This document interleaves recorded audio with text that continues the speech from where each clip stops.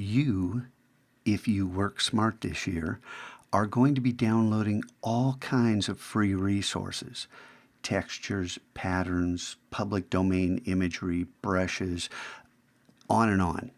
But the one thing you'll download more than any other will most likely be fonts, typefaces. Now, I've linked you to this page for a reason, because Vids New was created by Font Fabric, and it's based on Vids that was originally designed by this guy from this foundry. And notice in the credits here, read this, please, so you know what they've done in order to attribute, to link, and give credit where credit is due to the individual who designed the original Vids. That's a pattern I'd like you to follow. Not necessarily in all this detail, but to always link and always give credit to whomever created the resource that you're using. Link to them. Those links are valuable to the original creator. Because the Mac Lab is ranked so highly on Google, our links carry more weight. So when all of you put a link to Font Fabric in order to credit them for allowing us to download and use Vids New without restrictions, free for personal and commercial use, that's great. When you scroll down, pay attention to the layouts. This is typography. They're using type in an intelligent manner. When you get to the bottom, click the download link. Now, I've already done this. So you click it, and then a window pops up and says, hey, want to subscribe to our newsletter? Two things.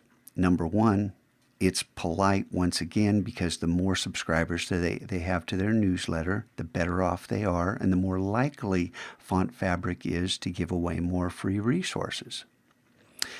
And number two, Font Fabric's newsletter is worth reading sometimes. So I leave that to you, but I do want you to download this. And then we're going to switch over to the Finder. Remember, I'm putting my left thumb on the Command key, and I'm holding it down. Then I just tap Tab, and I come over to the Finder and let go of the Command key. And even though this switched over to ScreenFlow, my recording software, it really didn't, because I'm in the Finder. You can always know where you are because the application is highlighted there. Then I'm going to open up a new Finder window, Command-N. Remember, Command-N, a new whatever in whatever program, and it's always under File,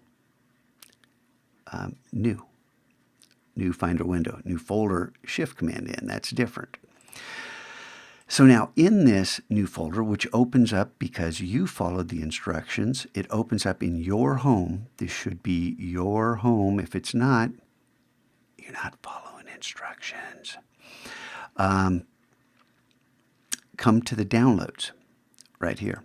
And in downloads, this shows up in one of three views. Well, actually, there's a fourth, but we're not going to use cover flow here, because if we want to sort by the most recent download, we can do that right here, and we see the dates, and that's under the View menu. Arrange by, and I have Date Added is where I have sorted by. Now notice this, while we're here, my Finder window looks different than yours. Notice everything in this. Why does it? Look under View. Look, I'm not using the tab bar, and I do that for a reason. Maybe you like it, but look at everything else that I've got set here, and you go ahead and match that. Now I'm going to stop this video, and we're going to come back and we're going to talk about how to install this font.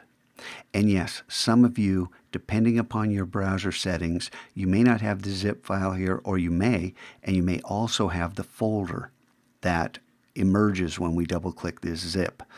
And so roll with that. That's a setting on your end. I can't control that.